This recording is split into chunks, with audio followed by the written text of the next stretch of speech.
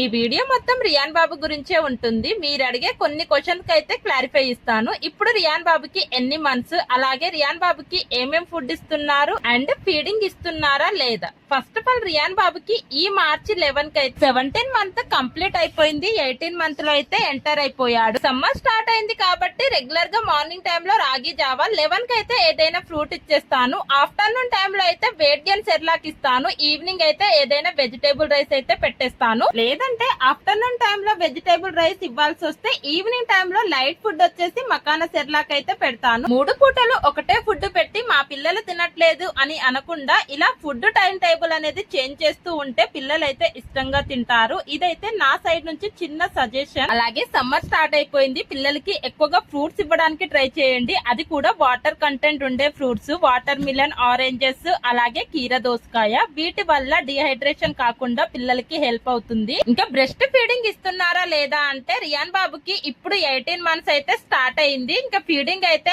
ఆపేద్దాం అనుకుంటున్నాను. అందుకే నైట్ టైమ్ లో ఇలా మిల్క్ అయితే స్టార్ట్ చేశాను. ఫీడింగ్ ఆపేయడానికి 1 by 1 స్టెప్స్ అయితే ఫాలో అవుతాను. అప్కమింగ్ వీడియోలో అయితే షేర్ చేస్తాను. ఎవరికైనా యూస్ఫుల్ అవుతుందంటే మన ఛానల్ ని ఫాలో అవ్వండి.